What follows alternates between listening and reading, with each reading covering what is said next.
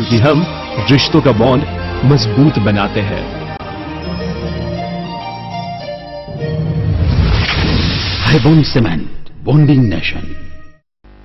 નમસ્કાર દર્શક મિત્રો, સત્યના સમાચારોમાં સદાય ધબકતા 7 ન્યૂઝ નેટવર્કમાં હું પાર્થ પટેલ આપનું હાર્દિક સ્વાગત કરું છું। સૌપ્રથમ જોઈએ આજની મુખ્ય હેડલાઇન્સ। મોરબી, ટંકારા, જામનગર સહિત હાલાર અને સૌરાષ્ટ્રમાં સભાઓ ગજવતા મોદી, જંગી બહુમતી જીતવાની આશા। રાજકોટના જામનગર રોડ પર મિત્રની બહેન વિશે એલગેલ બોલતા મિત્રને મોતને ઘાટ ઉતારાયો। ગણતરીના કલાકોમાં ભેદ ઉકેલતી પોલીસ। મોરબીના સિરામિક ઉદ્યોગ સાથે સંકળાયેલા અને માતા પિતાની એકના એક પુત્રના અપહરણના 4 દિવસ છતાં કોઈ ભાડ ન મળતા પરિવારમાં ગમગીની। વેરાવળની સબ ટ્રેઝરી ઓફિસમાં છેલ્લા 3 મહિનાથી પેન્શનરોને હાલાકી, અનેક રજૂઆતો, કોઈ પગલા નથી લેવાતા। હવે જોઈએ સમાચાર વિસ્તારથી। ભાજપ દ્વારા ચલાવાતી શ્રી સ્વામી વિવેકાનંદ યુવા વિકાસ યાત્રા મોરબી પહોંચી। મુખ્યમંત્રીએ કોંગ્રેસને આડે હાથ લીધી।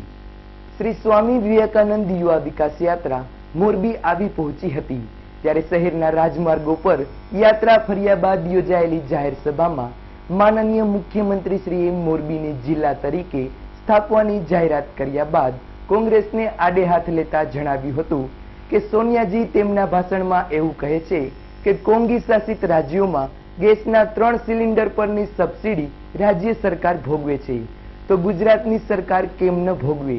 પરંતુ સોનિયાજીને તેમના સલાહકારો ગુજરાત વિશે સાચી માહિતી આપતા નથી। અમારા ગુજરાતમાં તો ગેસ સિલિન્ડરની કડાકૂટમાંથી ગૃહિણીઓને સંપૂર્ણ છુટકારો મળે તેવી ઘેર ઘેર પાઇપલાઇનથી ગેસ પહોંચાડવાની યોજના ચાલુ જ છે અને આ યોજના અંતર્ગત 7 લાખ ઘરોમાં તો ગેસની પાઇપલાઇન પહોંચી પણ ગઈ છે। આ યાત્રા તેમજ જાહેર સભામાં પરસોત્તમ રૂપાલા, દિલીપ સંઘાણી, સૌરભ પટેલ, મોહન કુંડારિયા તેમજ ધારાસભ્ય શ્રી અમૃતિયા સહિતના આગેવાનો ઉપસ્થિત રહ્યા હતા। અહેવાલ સત્યમ હંસોરા, 7 ન્યૂઝ, મોરબી। આપણને કે દિશા બદલો। આ સોનિયાબેને ગઈ 2007ની ચૂંટણીમાં છોટાઉદેપુરથી શરૂઆત કરી હતી। આ વખતે રાજકોટથી કરીને આ ઇતિહાસ યાદ રાખવો જોઈએ, બધા ભૂલી જાય છે અને છાપાવાળામાં તો મજા આવે છે ભૂલી જવામાં। 2007માં સોનિયાબેને છોટાઉદેપુરમાં આદિવાસીઓની મોટી રેલી કરીને ચૂંટણી પ્રચારના શ્રી ગણેશ કર્યા હતા અને આ વખતે ફોટા છપાયા છે ને એના કરતા 4 ગણા ફોટા છપાયા હતા। બધા છાપા ભરેલા હતા, બધા માથા જ માથા દેખાય અને સોનિયાબેનનો મિજાજ દેખાય એવા ફોટા છાપ્યા હતા। અને પાછું બધાએ લખ્યું હતું, આ 2007ની વાત કરું છું મિત્રો, અને લખ્યું હતું હવા બદલાઈ રહી છે। છોટાઉદેપુરનું દ્રશ્ય જોયા પછી મોદીના ટાંટિયા કાપી ગયા। હવે મોદીનું પત્તું સાફ। આવું બધું 2007માં લખાણું હતું। મોટા મોટા ફોટા છપાણા હતા। સોનિયાબેનની જેટલી ઉતારી શકાય એટલી આરતી ઉતારી હતી અને પછી ચૂંટણી આવી।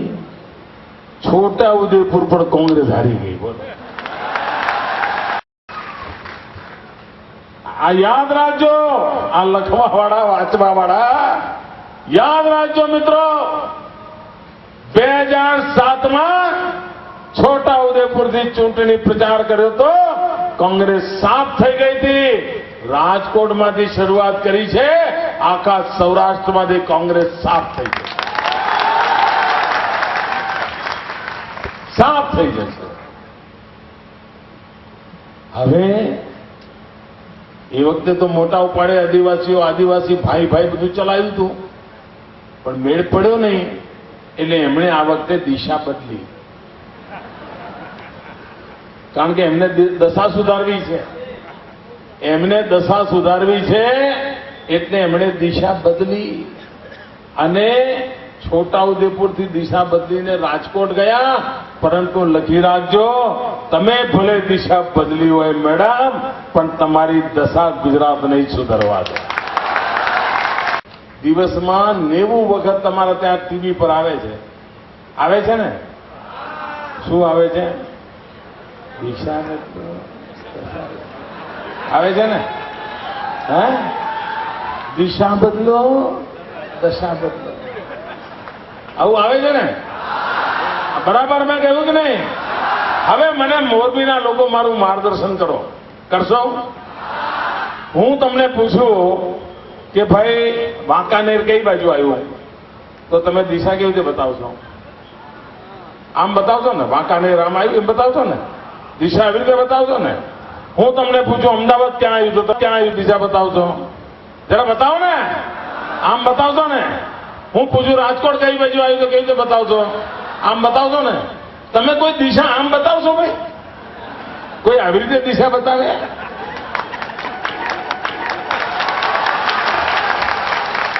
ના, મને સમજાવો પત્રકાર મિત્રો. આ કોઈને મારે કેવું હવે તમે ઉપર સીધાઓ બહુ થઈ ગયું, એને કઈ દિશા બતાવાય?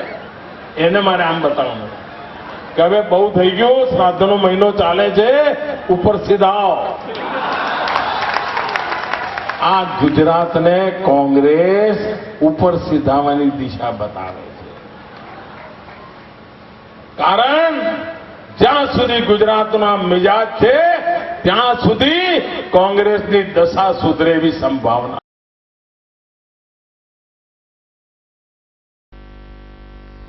જામનગર શહેરમાં જાહેર સભાને સંબોધન કરતા મુખ્યમંત્રીએ સોનિયા ગાંધી દેશને ભ્રમિત કરતા હોવાનો આક્ષેપ કર્યો. શ્રી વિવેકાનંદ યુવા વિકાસ યાત્રા સાથે જામનગર પહોંચેલા માનનીય મુખ્યમંત્રી શ્રી નરેન્દ્રભાઈ મોદીએ જાહેર સભાને સંબોધતી વેળાએ કોંગ્રેસની ઝાટકણી કાઢતા જણાવ્યું હતું કે કેન્દ્રની યુપીએ સરકાર સોનિયા ગાંધીના વિદેશ પ્રવાસનના મુદ્દે દેશને ગુમરાહ કરે છે અને જણાવ્યું હતું કે મેં સોનિયાજીના સારવાર પરના ખર્ચની વિગત વિશે વાત કરી જ નથી, માત્ર અને માત્ર તેમના વિદેશ પ્રવાસના ખર્ચ બાબતે વાત કરી હતી. સોનિયા ગાંધીએ ચીનનો 2 વાર પ્રવાસ કર્યો હતો, જેના પર 14 લાખ અને 12 લાખનો ખર્ચ થયો હતો. તેમજ વર્ષ 2007 અને 2001માં લંડનનો પ્રવાસ પણ કર્યો હતો. આમ કેન્દ્રની યુપીએ સરકારની ઝાટકણી કાઢતા શ્રી મુખ્યમંત્રીએ જણાવ્યું હતું કે સોનિયા ગાંધીના વિદેશ પ્રવાસ બાબતે દેશને ગુમરાહ કરવાનું છોડી સાચી માહિતી આપે. અહેવાલ અમરીશ ચાંદ્રા, 7 ન્યૂઝ, જામનગર. તમારા બાટલા બચી ગયા છે.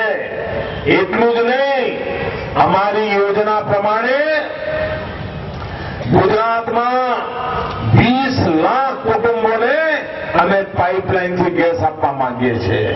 જામનગરમાં પણ ઘેર ઘેર પાઇપલાઇનથી ગેસ આપવાની અમારી યોજના.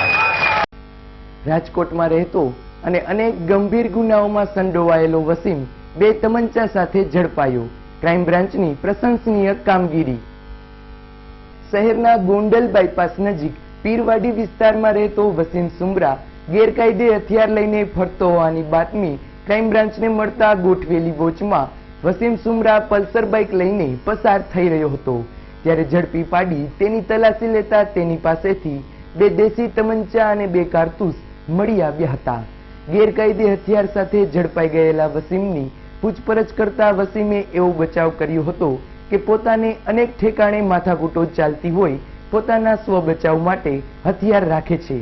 પરંતુ પોલીસની આગવી ઢબની પૂછપરછમાં જાણવા મળ્યું હતું કે વસીમ એક ખુખાર ગુનેગાર છે. અગાઉ ટંકારા નજીક બસમાં ફાયરિંગ કરી 1 કરોડની આંગળીયા લૂંટમાં પણ મહત્વની ભૂમિકા ભજવવા ઉપરાંત જામનગર અને મોરબી શહેરમાં પણ ગેરકાયદે હથિયારના ગુનામાં તેમજ રાજકોટ શહેરમાં પોલીસમેન આર.કે. જાડેજા પર ફાયરિંગ કર્યાનું તેમજ જામનગરમાં ખૂનના પ્રયાસમાં અને હાલમાં જ પોરબંદર પોલીસે પકડી પાડેલી ચીલ ઝડપ કરતી ગેંગમાં પણ આ વસીમ સુમરાનું નામ હોવાનું જાણવા મળતા શહેર ક્રાઇમ બ્રાન્ચ દ્વારા તેમની આગવી ઢબે પૂછપરછ કરી બીજા કયા ગુનામાં સંડોવાયેલો છે તેમજ આ હથિયાર ક્યાંથી લાવતો હતો અને કોને આપવાના હતા જેવી વિગતો એકઠી કરવામાં આવી રહી છે. અહેવાલ ઇબ્રાહિમ સોની સાથે પ્રશાંત પરમાર, 7 ન્યૂઝ, રાજકોટ. પીરવાડીની બાજુમાં ઊભો છે એવી હકીકત આધારે ત્યારે રેડ કરતા મજકૂર પકડાઈ ગયેલ. અંગગણતી કરતા એના નેફામાંથી એક દેશી બનાવટનો તમંચો તથા 2 રાઉન્ડ જીવતા અને વિશેષ પૂછપરછ કરેલી બાઇકની ઝડપી કરતા બાઇકમાંથી એક તમંચો મળી આવે. અગાઉ 1 કરોડની આંગળીયા પેઢીની લૂંટ થઈ હતી, એમાં મુખ્ય આરોપી હતો. એના સિવાય પણ પોલીસ પર ફાયરિંગ કરવાની ટેવ આવે છે. અગાઉ માલવ્યાનગર પોલીસ સ્ટેશનમાં એના વિરુદ્ધ ગુનો દાખલ કર્યો છે. ગુના શોધક શાખા રાજકોટ છે. અને આનું વિશેષમાં થોડું છે કે રાજકોટ પણ ધાડ કરવાની કોશિશમાં એ નાસ્તો કરતો છે. ચીન ઝડપ આપણા રાજકોટ શહેરમાં પણ કરીને નાસ્તો કરતો હતો.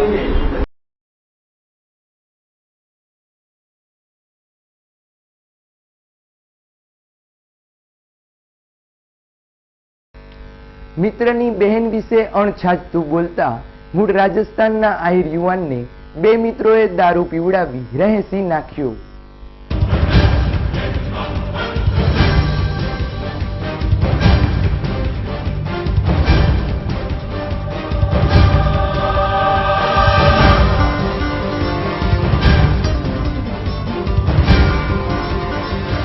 રાજકોટ શહેરના જામનગર રોડ પર આવેલા આઈઓસીના ડેપોની સામેના પટમાં માથું ચૂંદી નાખેલી હાલતમાં માનવલાશ પડી હોવાની જાણ થતાં જ ગાંધીગ્રામ પોલીસ સ્ટેશન સ્ટાફ તેમજ ગુના શોધક શાખાનો સ્ટાફ તાત્કાલિક આવી પહોંચ્યો હતો. બાદમાં તપાસ હાથ ધરી શહેર પોલીસે ગણતરીના કલાકોમાં જ હત્યાનો ભેદ પણ ઉકેલી નાખી પ્રશંસનીય કામગીરી કરી હતી. જામનગર રોડ પર લાશ પડી હોવાની માહિતી મળતા જ દોડી આવેલી પોલીસે તપાસ કરતા આશરે 25 થી 30 વર્ષની ઉંમરના જણાતા શખ્સને માથામાં પથ્થરના ઘા ઝીકી હત્યા નિપજાવી હોવાનું જણાયું હતું અને બાજુમાં લોહીવાળો પથ્થર પણ મળી આવ્યો હતો અને ગળા તેમજ ચહેરાનો ભાગ પણ જનાવર ખાઈ ગયા હોય અતિશય ભયાનક અને વિકૃતિ દેખાતો હતો. આ સમયે એકઠા થયેલા લોકોમાંથી એક યુવાને આ લાશ જામનગર રોડ પર પ્યાસા પાન નામની કેબિન નજીક પડ્યા પાથરિયા રહેતા રાજુ ઉર્ફે બાબુ ઉર્ફે જીમનો હોવાનું જણાવતા અને તેના દૂરના સગા સુશીલાબેનને પોતે ઓળખતો હોવાનું અને નજીકમાં જ રહેતો હોવાનું જણાવતા સુશીલાબેનને બનાવ સ્થળે બોલાવી લાશની ઓળખ કરાવતા ચહેરો તો ઓળખાય તેવો ન હતો, પરંતુ પેટ પરના ઓપરેશનના નિશાન પરથી સુશીલાબેને આ લાશ પોતાના દૂરના નણંદના પુત્ર રાજુ ઉર્ફે બાબુ ઉર્ફે જીન રામચરણ યાદવનો હોવાનું ઓળખી બતાવ્યા બાદ તેના માતા પિતા રાજુ જ્યારે 15 વર્ષનો હતો ત્યારે જ ગુજરી ગયા હોય સુશીલાબેનના પતિ રાજુને મૂળ વતન રાજસ્થાનના ગંગાપુર ગામેથી લઈ આવેલ. બાદમાં તે અમદાવાદ જતો રહેલ, જ્યાં સરસપુરમાં મિલન ટોકીઝ પાસે છાપરાવાડી શેરીમાં પણ રહેતો હોવાનું જણાવ્યું હતું. મને તો કાંઈ ખબર નથી. મેં તેને 5-6 મહિનાથી જોયું છે. મને કાંઈ ખબર નથી. ક્યારે આવ્યા હતા છેલ્લે તમારી ઘરે? ઘરે આવ્યા હતા તમારી? મેં નથી જોયું ભાઈ. કેવી રીતે ઓળખી બતાવ્યા તમે કે તમારા પાણી છે? કેવી રીતે ઓળખી બતાવ્યા તમે તમારા પાણી? એને પેટમાં ઓલું ઓપરેશન છે ને એટલે ઓળખીશું. અચ્છા, શું તમને કઈ શંકા છે કેવી રીતના એનું મોત થયું? કઈ શંકા છે? પણ મેં જોયું જ નથી 5-6 મહિનાથી. મને શું ખબર? 5-6 મહિના થઈ ગયા. ભાઈનું નામ શું છે? કે ભાઈનું? આ ભાઈનું નામ રાજુભાઈ. રાજુભાઈ. અને ક્યાં અહીંયા જ રહેતા હતા? એ કેવીને જ પડ્યા રહેતા હતા.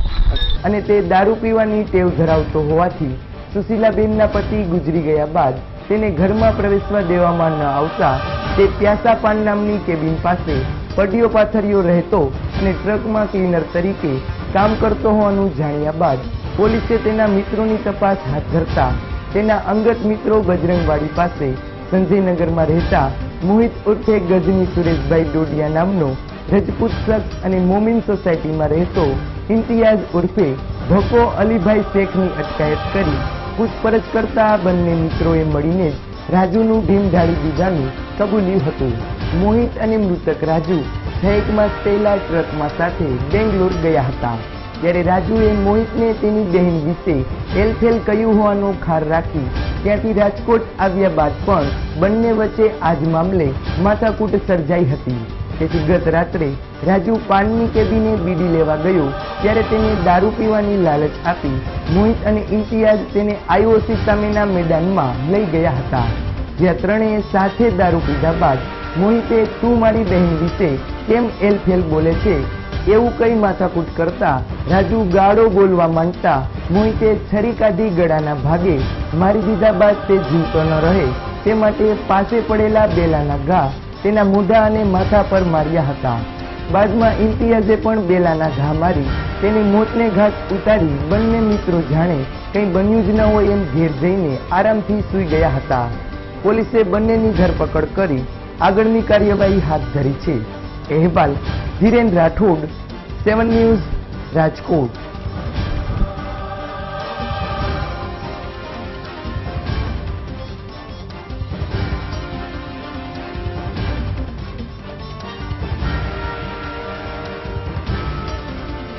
शरारत भरा बचपन जैसे नींव जिंदगी की, जवानी के वो प्यारे वादे जैसे नींव मजबूत रिश्तों की. गवाह है हम जिसने आपके रिश्तों को और मजबूत बनाया, क्योंकि हम रिश्तों का बॉन्ड मजबूत बनाते हैं.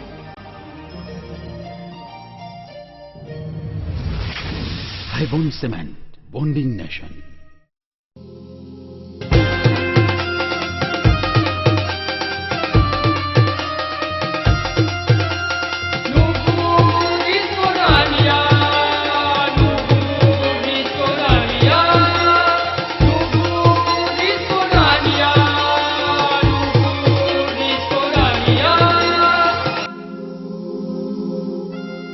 લ્યો આવી ગયો આસો માસ. આસો માસ? હા, આસો માસ એટલે નવરાત્રીનું પર્વ. અને નવરાત્રીના પર્વમાં દાંડિયા રમવાની મજા. અને દાંડિયા રમવાની મજા તો બસ નુપુર નવરાત્રી મહોત્સવમાં. અરે જુઓ, લીલીછમ હરિયાળી અને ગાર્ડન જેવા ગ્રાઉન્ડમાં રમવાની મજા તો કંઈક અલગ જ છે. અદ્યતન સાઉન્ડ સિસ્ટમ, મનોરમ્ય લાઇટિંગ અને સુપ્રસિદ્ધ ઓર્કેસ્ટ્રા તો ખરું જ. અને હા, લાખોના લાખેણા અનમોલ ઇનામોની વણઝાર તો ખરી જ. આવો રમીએ રાસ, નુપુર ગ્રુપ સંગાત. અમારું સરનામું નોંધ કરી લેશો. 150 ફૂટ રિંગ રોડ, નાના મોવા સર્કલ, પેટ્રોલ પંપની બાજુમાં, રાજકોટ. આપની જાહેરાત તેમજ પાસ માટે અવશ્ય અમારો સંપર્ક કરો. મોબાઈલ નંબર છે 9824735320 અને 9904001110.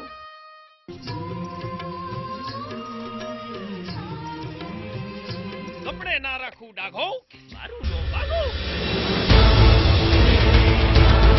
હું છું વાવાઝોડું, કોઈને ના છોડો. સજની રે હો હો હો હો મને સપના. સૈફો પુરુષ, તું મારા સૂરજના નામ.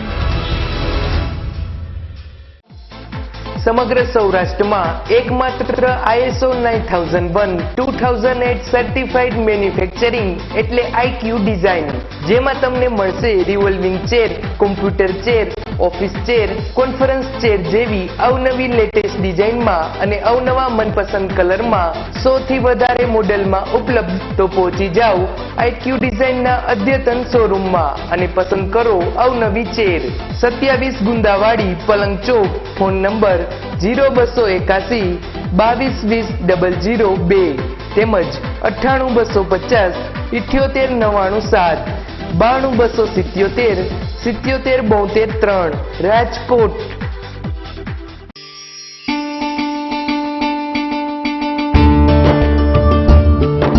ચાલો આપણે સૌ સૌરાષ્ટ્ર કચ્છના વિસ્તારમાં હવા પાણીથી ફેલાતા પ્રદૂષણને રોકીએ.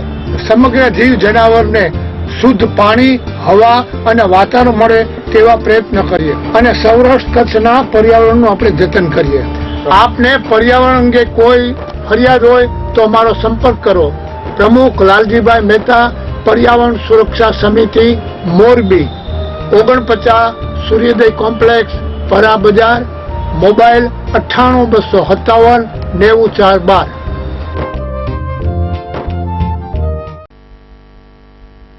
ગઈકાલે શ્રી વિવેકાનંદ યુવા વિકાસ યાત્રા સાથે મોરબી આવી રહેલા મુખ્યમંત્રીને કાળા વાવટા ફરકાવી વિરોધ કરતા કોંગી કાર્યકરો પોલીસ દ્વારા અટકાયત કરવામાં આવી। ગુજરાતના મુખ્યમંત્રી શ્રી નરેન્દ્રભાઈ મોદીની આગેવાનીમાં શ્રી વિવેકાનંદ યુવા વિકાસ યાત્રા કચ્છથી મોરબી આવી રહ્યા હતા, ત્યારે તેનો વિરોધ કરવા કોંગી કાર્યકરો દ્વારા નહેરુ ગેટ ચોક વિસ્તારમાં કાળા વાવટા ફરકાવવામાં આવ્યા હતા અને ભાજપ વિરોધી સૂત્રોચ્ચારો કરાયા હતા।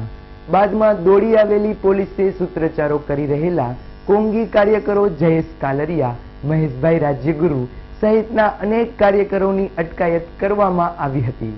આથી તાત્કાલિક પોલીસ સ્ટેશને દોડી જઈ ગુજરાત પ્રદેશ કોંગ્રેસ મહામંત્રી શ્રી બ્રિજેશભાઈ મેરજાએ તેમને મુક્ત કરાવ્યા હતા।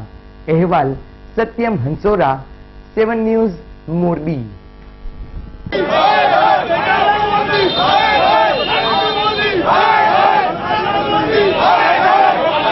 રવજીભાઈ મંજીભાઈ સરવૈયા નામના માનસિક અસ્થિર વૃદ્ધ ત્રંબોડા ગામથી રાજકોટ ખાતેની સોનિયાજીની સભામાં પહોંચ્યા બાદ અજાણ્યા વાહનમાં ચડી જતા ગુમ થયેલ છે। જે કોઈને તેમના વિશે માહિતી મળે અથવા જોવા મળે તો તુરંત જ નજીકના પોલીસ સ્ટેશન પર જાણ કરવા વિનંતી। રવજીભાઈ મૂળ ત્રંબોડા ગામના રહેવાસી છે અને ત્યાંથી કોંગ્રેસની સભામાં આવતા ખેડૂતો સાથે વાહનમાં બેસી ગયા બાદ રાજકોટથી ગુમ થયા છે। રાજકોટ મહાનગરપાલિકા દ્વારા 9 માસથી 10 વર્ષ સુધીના બાળકોને ઓરીની રસીનો બીજો ડોઝ આપવામાં આવશે। રાજકોટ મહાનગરપાલિકાના આરોગ્ય વિભાગ દ્વારા આજે એક પ્રેસ કોન્ફરન્સનું આયોજન કરી વિગત આપતા કમિશનર શ્રી અજય ભાદુએ જણાવ્યું હતું કે ભારત સરકારના આયોજન મુજબ બાળકોમાં ઓરીથી બચવા માટે હાલમાં રસીનો એક ડોઝ આપવામાં આવે છે, પરંતુ તેનાથી સંપૂર્ણ રક્ષણ મળતું ન હોય બીજો ડોઝ આપવામાં આવે તે ખૂબ જ જરૂરી છે। આથી આગામી તારીખ 8 થી ઓરીની રસીનો બીજો ડોઝ આપવાની શરૂઆત કરવામાં આવશે, જેમાં 9 માસથી 10 વર્ષ સુધીના તમામ બાળકોને આ રસી આપવામાં આવશે। આ અભિયાનમાં શાળાએ જતા બાળકોને 2 અઠવાડિયામાં આવરી લેવામાં આવશે અને ત્યારબાદ શાળાએ ન જતા અથવા શાળા છોડી ચૂકેલા બાળકોને આવરી લેવામાં આવશે, જેનો સમયગાળો 3 અઠવાડિયાનો નક્કી કરવામાં આવ્યો છે। આ રસી આપ્યા બાદ બાળકની ટચલી આંગળી પર નિશાન કરવામાં આવશે અને બાળકને રસીકરણ કાર્ડ પણ આપવામાં આવશે। અહેવાલ ધીરેન રાઠોડ, 7 ન્યૂઝ, રાજકોટ।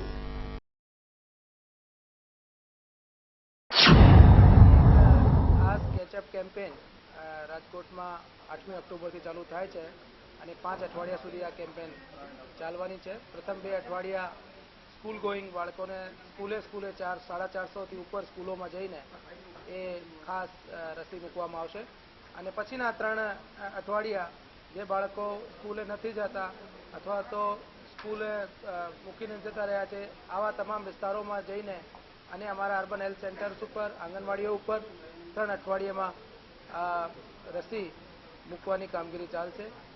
આમ અમે રાજકોટમાં વધુમાં વધુ બાળકો લગભગ 1.5 લાખથી ઉપર બાળકોને એમાંથી કવર કરવા માંગીએ છીએ, જેથી કરીને આ ઓરીનો જે બૂસ્ટર ડોઝ એ મળે તો ઓરીને નાબૂદ કરી શકાય।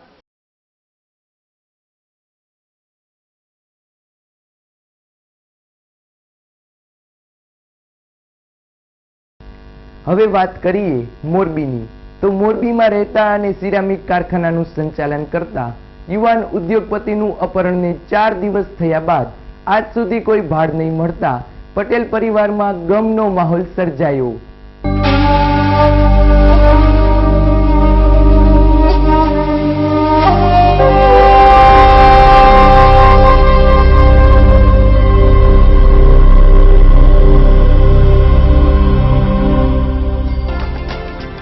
સૌરાષ્ટ્રનું પેરિસ ગણાતું મોરબી શહેરમાં પણ અપહરણ, ચોરી, હત્યા તેમજ લૂંટફાટના બનાવો દિવસે ને દિવસે વધી રહ્યા છે।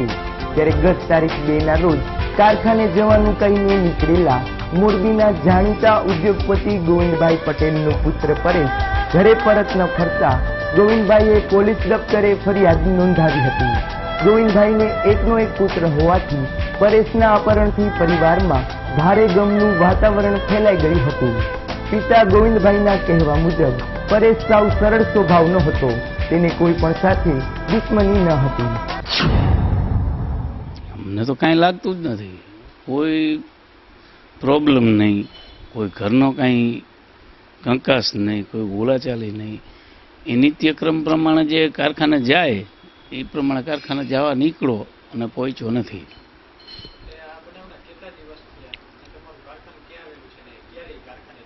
2 તારીખે 10 વાગે ઘરેથી નીકળો અને કારખાનું આવેલું છે મહેન્દ્રનગર ગામથી હળવદ રોડ પર, મહેન્દ્રનગરથી 2 જ કિલોમીટર દૂર, એટલે નજીકમાં જ છે. અને એને ફોન આવ્યો કારખાનેથી કે ભાઈ અહીંયા ગ્રાહક આવેલા છે તો એનો બિલ કેવી રીતે બનાવવાનું. એટલે એને કીધું કે ભાઈ હું 10 મિનિટમાં જ પહોંચું છું, રસ્તામાં જ છું, આવીને બિલ બનાવશું એમ. એટલે એ તો એ લોકો તો રાહ જ જોતા હતા મેનેજરની કારખાને, પણ આ રસ્તામાંથી જે થયું હોય તે એ કાંઈ ખબર નથી પડતી, પણ કારખાને પહોંચ્યો નથી. એનું પોતાનું જીવન જ એવું છે કે કોઈ યારે કોઈ દિવસ એને બગાડ્યું નથી, કોઈ યારે કાંઈ પણ ખટપટ નહીં, કાંઈ નહીં, બધા યારે પ્રેમથી રહીએ છે. હવે આ કેમ થયું એ એક ઘટના એવી છે કે કાંઈ ખબર જ નથી. પરેશના અપહરણ થયાના 4 દિવસ થયા બાદ પણ પરેશનો કોઈ પત્તો ન લાગતા ઘરમાં માતમ છવાયો છે. તેમજ પરેશના 2 નાના પુત્ર પિતાની આગમનની રાહમાં તડપી રહ્યા છે. તો બીજી તરફ પરેશના માતા પિતા પણ ભગવાન પાસે પોતાનો એકનો એક વહાલો પુત્ર પાછો ફરે તે માટે પ્રાર્થના કરી રહ્યા છે. બીજી તરફ પોલીસ પણ મોબાઈલ લોકેશન તેમજ ટોલ નાકાના સીસીટીવી ફૂટેજ સહિત નવસારી તેમજ સુરત સુધી તપાસ લંબાવી આગળની તપાસ હાથ ધરી છે. ત્યારે સવાલ એ છે કે પરેશનું અપહરણ શા માટે થયું હશે? શું છે અપહરણકર્તાઓની માંગ? શું રૂપિયા ખાતર અપહરણ થયું હશે કે પછી કોઈ બીજું કારણ? હાલ આ તમામ સવાલના જવાબ શોધવામાં પોલીસે ચક્રો ગતિમાન કર્યા છે. અહેવાલ સત્યમ હંસોરા, 7 ન્યૂઝ, મોરબી. પરેશભાઈ ગોવિંદભાઈ બિલપરા, ઉંમર 38, રહેવાસી Somnath apartment, Avani park, Ravapur road, તારીખ 2/10/12ના રોજ સવારે 10 વાગે પોતાની એસએન કાર લઈ પોતાના સેમ્પલ સિલિન્ડરના કારખાને જવા નીકળેલા અને ઘરે પરત આવેલા નહીં, જે બાબતે તેમના પિતાશ્રી ગોવિંદભાઈ શાંતિલાલ નાઓએ પોલીસ સ્ટેશનમાં ફરિયાદ નોંધાવતા ફરિયાદની તપાસ ચાલુ કરેલી, કોઈ શકમંદ ઇસમોની બી પૂછપરછ ચાલુ કરેલી ને કોલ ડિટેલની તેમજ તપાસમાં જ્યાં જ્યાં શંકાસ્પદ અગર જે કંઈ હોય તેની ઊંડી તપાસ શરૂ કરેલ છે.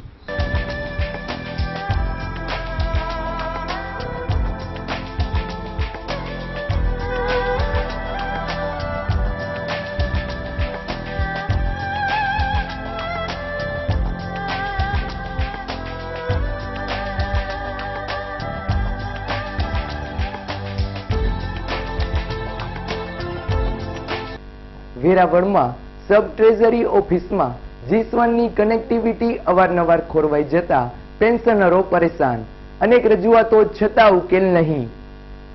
વેરાવળની સબ ટ્રેઝરી કચેરીમાં છેલ્લા 3 માસથી G1ની કનેક્ટિવિટી મળતી ન હોવાથી સ્ટેમ્પ વેન્ડરો, પેન્શનરો ખૂબ જ હેરાનગતિ અનુભવે છે અને બીજી સરકારી ઓફિસોમાં કામ કરવા જવું પડે છે, જ્યાં અરજદારોને 3 થી 5 કલાક સુધી લાઇનમાં રહી હેરાન થવું પડે છે. આ બાબતે અનેક વખત ઉચ્ચ કક્ષાએ રજૂઆતો કરવા છતાં આ શહેરના 1500 જેટલા પેન્શનરોની મુશ્કેલી તંત્રને સમજાતી ન હોય એમ કોઈ જાતની કાર્યવાહી હાથ ધરવામાં આવતી નથી.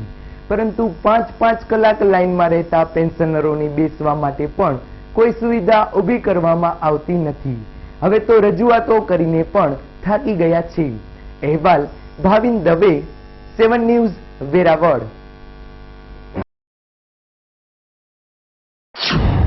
ટ્રેઝરી ઓફિસમાં છેલ્લા 2-3 મહિનાથી ટ્રેઝરી ઓફિસમાં ઓનલાઈન ચાલતા કોમ્પ્યુટરના જવાથી છેલ્લા 2-3 મહિનાથી અહીંની કાર્યવાહી ઠપ.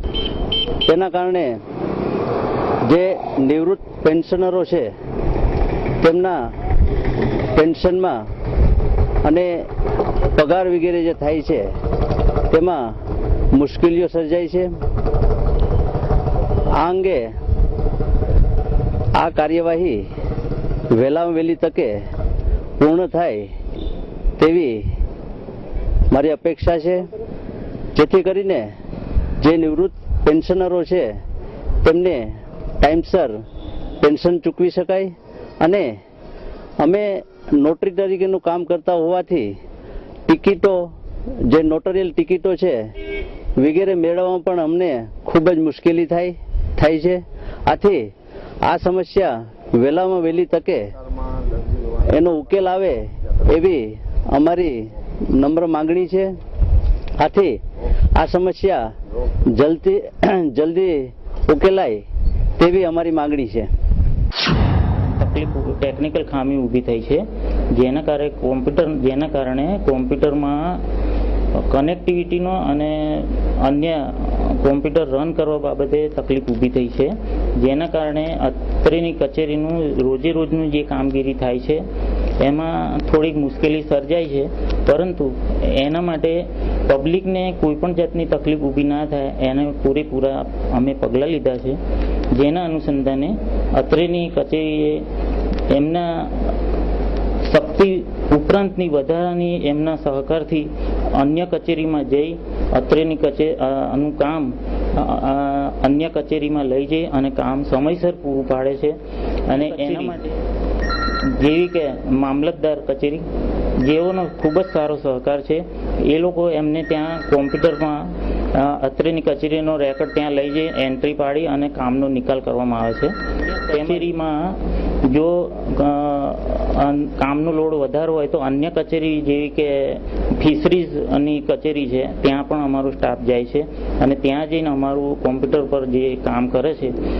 તેમજ બીજી એક સેલટેક્સની ઓફિસ છે ત્યાં પણ અમારો સ્ટાફ જાય છે અને અહીંનો બધો રેકોર્ડ ત્યાં લઈ જઈ અને કોમ્પ્યુટરમાં એન્ટ્રી પાડી અને રોજના રિપોર્ટ કાઢી અને સમયસર પબ્લિકને કોઈ પણ જાતની તકલીફ ઊભી ના થાય એના પૂરેપૂરા પગલાં લીધેલા છે. એ બાબતે અત્રેની કચેરીનો સ્ટાફ પણ ખૂબ જ સહકારથી અને સખત મહેનતથી એ લોકો આવી કપરા સંજોગોમાં પણ કામગીરી પાર પાડે છે. એ બદલ હું અમારા સ્ટાફનો પણ ખૂબ આભાર માનું છું. તેમજ આ પ્રશ્ન મોડેમનો જે ટેકનિકલ ખામી ઊભી થઈ છે એ બાબતે અત્રેની કચેરીથી તેમજ ઉચ્ચ કક્ષાએથી સાયન્સ અને ટેકનોલોજી વિભાગમાં દરખાસ્ત રજૂ કરેલી છે. એ બાબતે આને મુશ્કેલી જે ઊભી થઈ છે ટેકનિકલ ખામી એને દૂર કરવા માટે પૂરા પ્રયત્નો ચાલે છે. તેમજ એનો ટૂંક જ સમયમાં નિકાલ થઈ જાય એવા અમારા પાસે રિપોર્ટ મળેલ છે. તો દર્શક મિત્રો, આ હતો આજનો 7 ન્યૂઝ નેટવર્કનો સમાચાર અંક. આવતીકાલે નવા સમાચાર અંક સાથે ફરી મળીશું. ત્યાં સુધી રજા આપશો. નમસ્કાર.